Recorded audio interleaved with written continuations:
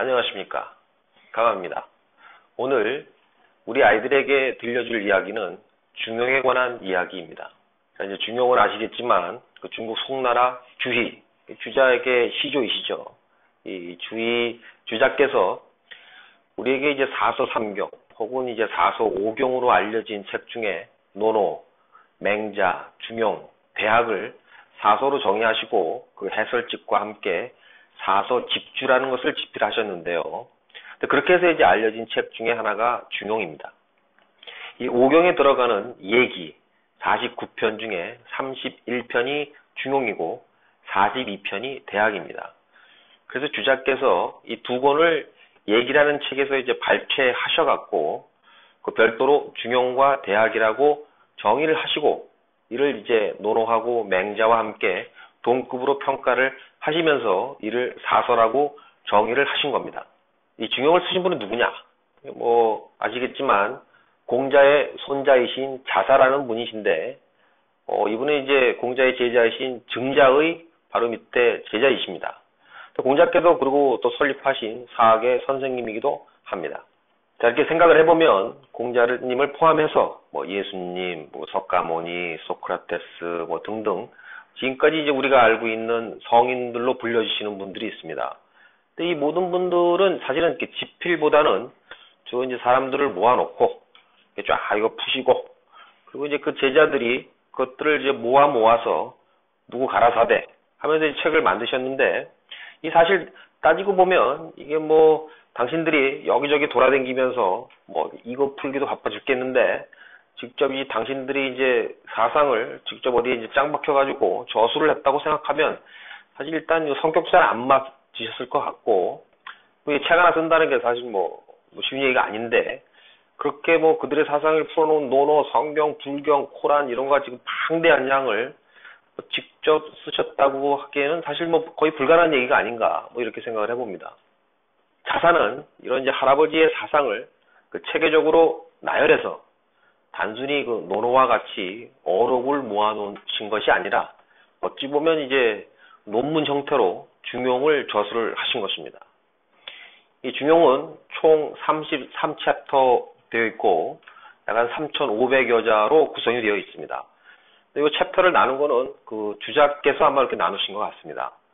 오늘은 일단 그 중용의 이 책이 어떤 식으로 구성이 되었는지를 먼저 살펴보도록 하겠습니다. 자, 이제 1장. 이 첫 번째 장은 마치 그 서머리 혹은 어떤 계약서의 그 용어 정의 같은 그런 장입니다. 여기 이제 중요한 단어가 6가지 정도가 나옵니다. 천, 성, 도, 교, 중, 화. 앞으로 나올 그런 중요한 단어들에 대한 정의로 시작을 하게 됩니다. 이게 사실 이것도 별로 이렇게 익숙치 않은 그런 형이상학적인 단어들입니다.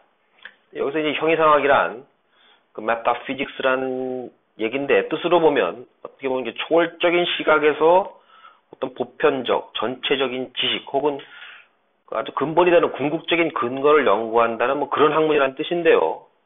뭐 좀 어렵죠. 어렵습니다. 근데 자우지가 이쪽 시작하면 또 골 때리고 뭐 이러니까 그냥 단순하게 책머리 혹은 뭐 책 읽기 앞서서 뭐 나름 뭐 요약 뭐 요 정도 느낌을 가지고 그렇지만 약간은 구름 잡는 뭐 그런 이야기 정도라고 생각을 하시면 되겠습니다. 그리고 이제 2장부터 20장까지는 이제 공자님 말씀이 시작이 됩니다. 공자님께서 말씀하시길 하고 자왈 뭐 이렇게 시작이 되는 거죠. 그리고 나서 그 중용의 도를 이야기를 하십니다. 그것을 성취하기가 매우 어렵기 때문에 이 사람들은 죽을 때까지 계속 노력해야 하는 것이다를 이야기하시는 거죠. 그러면서 제일 마지막 20장에 가서는 앞에서 이야기한 것들을 좀 총체적으로 정리하는 식으로 하여 그 아주 유명한 그 공자님과 당시 노나라의 왕인 정공의 뒤를 이으신 정공의 아들 애공과의 문답식의 대화를 장식을 합니다. 이 장은 그 중용 전체에서 제일 많은 페이지를 그 할당해서 써놓으신 그런 챕터입니다. 자, 그러면서 앞서 1장에서 그런 구름 잡는 이야기들을 좀 아리까리하게 늘어놓은 것과는 조금 틀리게 좀 더 구체적으로 오달도라고 하는 5개의 도를 제시하시고 이것 또한 중용의 도로서 이룰 수 있으면 이것의 목표는, 궁극적인 목표는 삼덕이 되고, 이 삼덕이 조화롭게 잘 이루어졌을 때 비로소 궁극적으로 우리가 이루고자 하는 것이라는 결론을 내리시게 됩니다. 이제 지금은 이것도 제가 이렇게 아리까리하게 느낄 수도 있으신데, 나중에 들어보시면 뭐 이야기가 아주 어렵고 뭐 이런 것은 아닙니다. 그리고 21장부터 29장까지 자사가 앞에서 이야기한 할아버지 이야기들을 바탕으로 해서 자사성론이라고 알려진 자사의 그 이론, 여기서 성이란 이를 성자입니다. 그러니까 앞에서 이야기한 오달도 그리고 삼덕을 통해서 다다라야 할 성, 혹은 이루어진 성이란 어떤 것이다에 관해서 자사의 논리와 시각을 펼쳐 보이시게 됩니다. 결국 이러한 중용의 도를 통하여 다다르게 될 그 성이란 것은 각자의 노력을 통해서 이루어지는 것이며, 또 이를 통해 얻은 것은 모든 자연의 이치와도 통하는 것이고, 그리고 자연이 이렇게 자연스럽게 조화로우니 우리가 그렇게 중용의 도를 바탕으로 사는 것이야말로 자연의 이치와 부합된다는 것을 말씀하십니다. 자, 그런데 여기서 이제 매우 형이상학적인 표현들이 많이 나오기 때문에 설명하기도 또한 또 이해하기도 사실은 만만치 않습니다. 다만 우리에게 자연의 이치를 한 번 더 생각해 볼 수 있게 하고, 어떻게 사는 것이 자연스럽게 그리고 또 조화롭게 사는 것인가를 한 번쯤은 생각하게 해주는, 어찌 보면 화두를 던져주는 듯한 그런 글들이 아닌가 하고 개인적으로 생각을 해봅니다. 더불어 그중 28장만 공자님께서 말씀하셨다라는 이야기가 한번 나오는 것 빼고는 주로 이제 자사의 생각들을 정리하시면서 시가 말한다, 뭐 시에 따르면, 뭐 이런 표현들로 계속 마무리가 되는데요. 근데 이제 여기서 시라는 것은 어떤 뭐 노래라고 하기도 하고, 주로 이제 공자님 이전 시절에 그 어떤 사건들을 시라는 형식을 빌어서 내려오는 역사적 사실, 혹은 어떤 교훈적인 이야기들로 그런 구성된 것들입니다. 그래서 아마도 이건 공자님의 사상, 그리고 자사의 생각이 단순히 그 공자님께서 어느 날 갑자기 딱 하고 생각해서 뭐 이렇게 만들었던 것이 아니라, 뭐 이런 이야기 니들도 들어본 적 있지, 원래 이게 옛날부터 이렇게 내려오던 이런 것들이야, 뭐 이런 속담 내지는 이런 것들을 그 전에 내려온 것들을 구성을 하면서, 그래서 그거를 이제 인용을 하면서 공자님의 말씀에 좀 더 객관성을 부여하려는 의도가 다분히 깔려 있다고 보여집니다. 그러다가 이제 30장에서 32장까지는 어찌 보면 이제 28장부터 시작됐다고도 볼 수 있는데, 우리 할아버지, 우리 공자님 대단하지 않니? 그러면서 이제 할아버지의 사상에 이제 위대함을 강조를 하게 됩니다.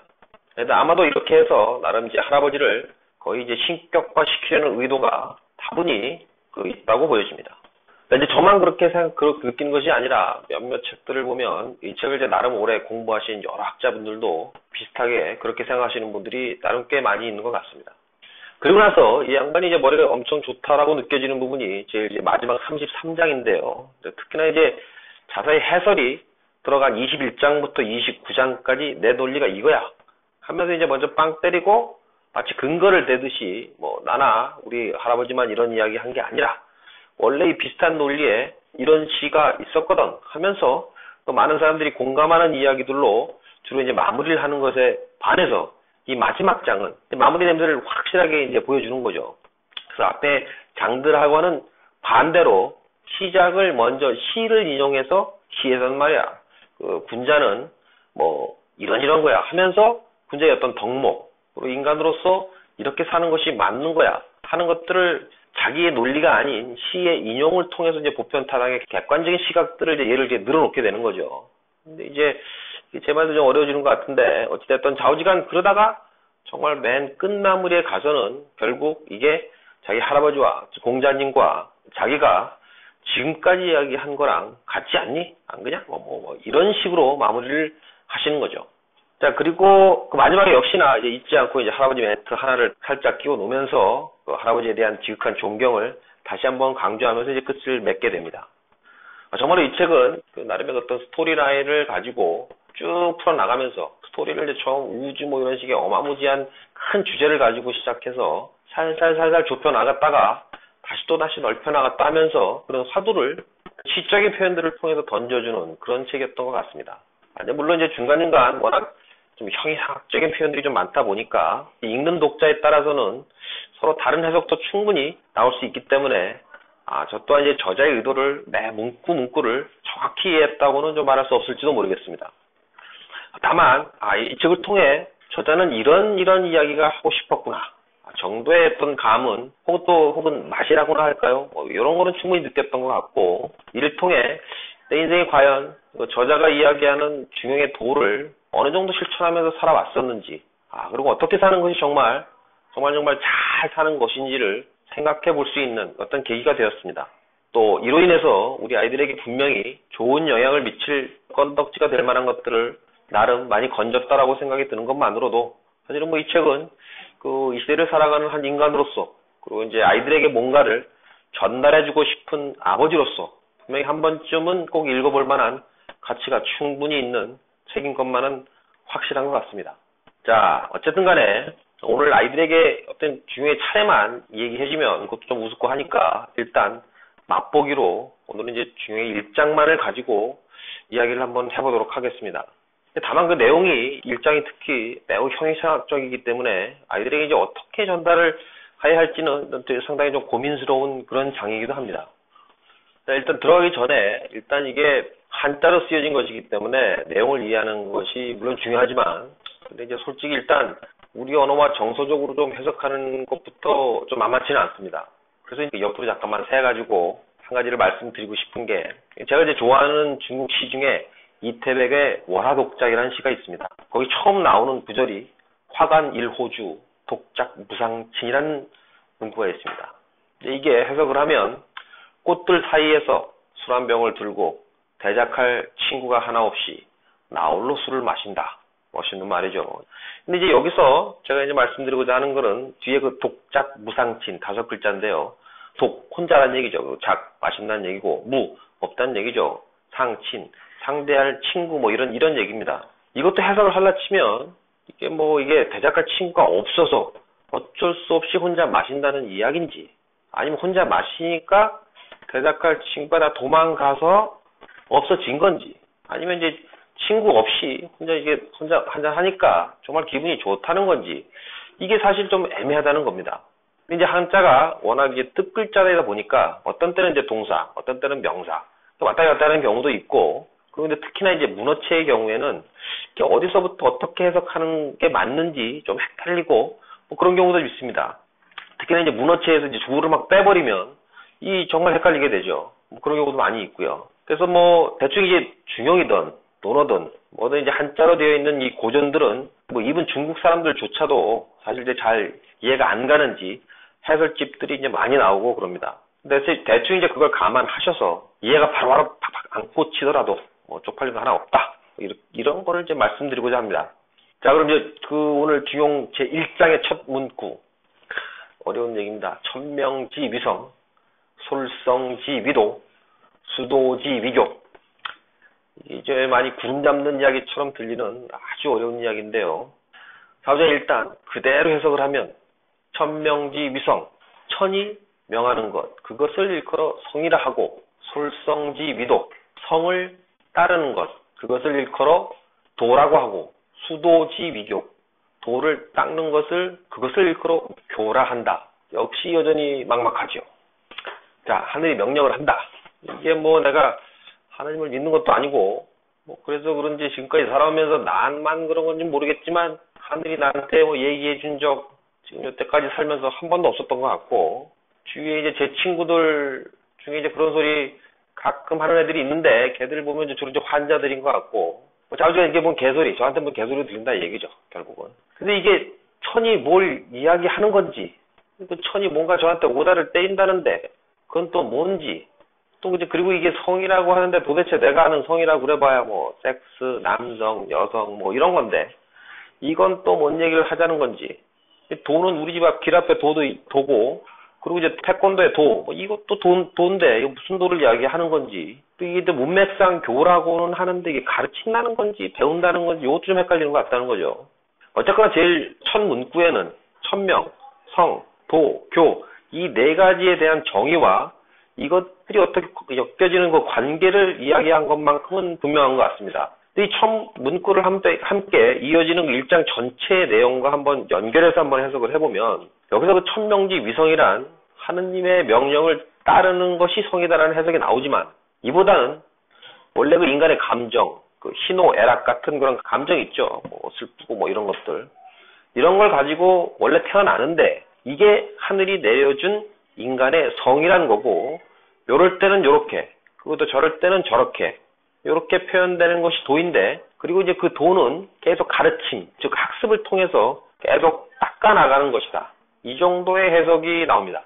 근데 첫 문구 이후로 그 언급한 그 네 가지 중에 도만을 이렇게 좀 더 디테일하게 이야기를 하고, 도란 숨긴다고 숨길 수 있는 것도 아니고, 그렇다고 뭐 누가 본다고 해서 해야 되는 것도 아니고, 계속 닦아 나갈 수밖에 없는 그런 것이다라를 이야기를 하면서, 맨 마지막에 가면 중과 화를 이야기를 하십니다. 그래서 감정이 전혀 발현되지 않은 상태를 중이라고 합니다. 가만히 이렇게 멍 때리고 있는 뭐 이런 거라고 생각할 수 있죠. 뭐 슬픈 감정 뭐 이런 것들이 있는데, 그게 아직 발현되지 않은 상태를 중이라고 하고, 이게 이제 잘 적절하게 발현되면 그것을 화라고 하고, 그리고 이렇게 화를 이루게 되면 이게 천지 만물 자체가 제대로 돌아가고 마무리 잘 자라고, 아무튼 간에 제일 이상적이다라는 이야기를 합니다. 근데 결국 이게 뭔 소리냐? 인간은 하늘이 주신 가르치지 않아도 희노애락 같이 감성을 자연스럽게 타고나는데, 평생 이 감정들을 컨트롤하면서 적절한 시점에 적절한 감정을 표현하는 방법과 어떤 행동을 계속 배움을 통해서 개선해 나가야 한다는 것입니다. 자, 여기서 어떤 시점에 어떤 표현을 하는 것이, 즉 도, 각자의 가치관인데요. 이런 도는 지속적인 배움과 가르침을 통해서 어떤 이상적인 방향으로 닦아나갈 수 있다는 것입니다. 자, 그래서 모든 사람들의 도가, 이제 모든 사람들과 모든 사물 천지 만물의 도가 아다리가 짝짝짝짝 맞는 그런 상황이 되면 천지 만물까지도 조화로운 화의 상태, 즉 다시 말하면 everybody happy하고 everything is okay한 그런 상황이 된다는 큰 그림을 그려주신 겁니다. 이게 자꾸 반복이 되는데요. 결국은 이제 자사께서 1장을 통해서 모든 것이 조화로울 때 비로소 그것이 이상적인 세상이 되기 때문에, 우리는 사람으로서 그런 조화로움을 깨트리지 않기 위해서 적절한 시점에 적절한 행동을 하는 방법을 찾기 위해 끊임없이 노력하며 살아야 한다는 자신의 이야기를 시작하시는 것입니다. 자, 이게 좀 오바돼서 제가 예를 들 수도 있는데요. 자, 지구라는 걸 봅시다. 제가 조금 전에 천지 만물이라는 걸 말씀을 드렸는데요. 근데 여기에는 뭐 사람뿐만이 아니라 뭐 지구, 식물, 동물 뭐 다 포함이 되는 거죠. 예를 한번 들어보면 지구라는 게 하나 있다 이거죠. 지구도 결국 천의 명을 받아서 자기에게 존재 가치가 있고 계속 자기의 영속성을 하면서 도를 닦아 나가는 거죠. 지구도. 지구 나름대로의 도를 닦아 나가는 거죠. 자, 근데 이제 거기에 그 인간이라는 것들이 지구 위에서 바글바글 거리고 사는데 계속 이제 딴지를 걸죠. 뭐 땅도 파고 석유도 빼내고 뭐 다리도 놓고 산도 없애고 뭐 이 짓을 계속 한다는 거죠. 그럼 지구 입장에서 봤을 때 자꾸 이런 인터럽이 들어오는데, 이게 같이 조화롭게 살면 이게 정말 조화로운 이상적인 그런 삶이 되는 것이죠. 근데 이제 사람들이 갖고 이제 오바를 해서 계속 더 화내고 이러면 지구 입장에서 짜증이 나죠. 근데 뭐 아직까지는 뭐 인류도 계속 지구와 함께 아직까지는 부드럽게 사는데, 이게 이제 사람들이 오바를 하게 되면 지구도 이제 짱 나고 뭐 그러다 보면 이제 열 받으니까 태풍도 한번 때려주고 뭐 해일도 일으키고 지진도 일으키고 그 화가 난 거죠. 그러니까 아까 얘기했던 그 중의 상태에서 지구가 가만히 있다가 열 받으니까 자기의 감정을 폭발해서 뭐 그런 거에 이제 것들이 지진도 되고 뭐 이렇게 될 수 있다는 거죠. 그래서 서로 인간이나 지구나 적절하게 하면 같이 지구도 해피하고 인간도 해피하고 이런 상황이 될 수 있는데, 꼭 어떤 놈은 오바를 해서 자꾸 깬죽거리니까 지구 입장에서 화나니까 화내는 거고, 그리고 뭐 기분 좋을 때는 좋은 날씨 보여줘서 뭐 우리도 잘 살고 뭐 이런 것들이 아닌가 한번 생각을 해봅니다. 그게 아마 이 중에서 이 자사께서는, 그리고 공자님도 말씀하시는 거는, 이 조화로움은 단순하게 사람뿐만이 아니라 이런 사물 자체도 아주 되게 범우주적인 그런 시각을 갖고 말씀하신 것 같습니다. 그래서 1장은 어떻게 보면 하나의 큰 조화로운 삶을 살기 위한 그런 커다란 그림, 커다란 이제 그림을 보는 듯한 뭐 이렇게 보시면 아주 괜찮을 것 같다는 생각이 듭니다.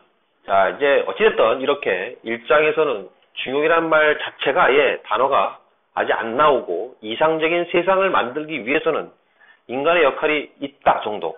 또 그런데 그게 절대 만만한 것도 아니고 요 정도만 터치를 하시고 2장부터 이제 공자님 말씀을 인용하면서 중용이란 단어를 이제 언급하시게 됩니다. 결국 올바르게 산다는 것은 중용이란 도를 통해서 가능하고 이 중용의 도는 구체적으로 이렇게 살아가야 하는 것이다로 쭉 향후를 이제 설명을 하시게 되는 것입니다. 이제 어차피 1장이 아까 제가 말씀드린 것처럼 자사께서 글을 쓰기 전에 마치 그 프롤로그처럼 전체를 아우르면서 어떤 이상적인 세상 그리고 그 안에서 인간의 삶 이런 것을 그 글로써 이제 특히 이제 한자이다 보니까 이게 무지하게 좀 형이상학적인 좀 구름 잡는 듯한 그런 표현들이 좀 나오지 않았나 뭐 그렇게 생각을 해봅니다.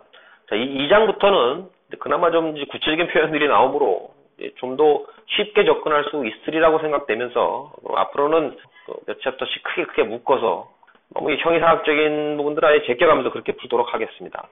자, 오늘 이제 저의 이야기가 식구들과 저녁 드시면서 간단하게 이야기할 수 있는 그런 거리 정도가 되길 바라지만 내용이 이제 워낙 내용인지라 조금 고민이 되실 수도 있을 것 같습니다. 다만 이 중용이라는 책이 어떤 구성으로 되어 있고 그 첫 장은 세상 모든 것이 조화로울 때 그 모든 것이 자연스러운 것처럼 우리 사람도 그 조화롭게 살아가야 하고 그렇게 또 사는 것이 어떤 것인가 정도의 화두를 아이들한테 이제 던져주는 것만으로도 그 저녁 식사 후에 가족들끼리 후식하시면서 간단하게 이야기해 줄 수 있을 정도의 주제 정도는 될 수 있으리라고 믿으면서 마무리하도록 하겠습니다. 감사합니다. 강함이었습니다.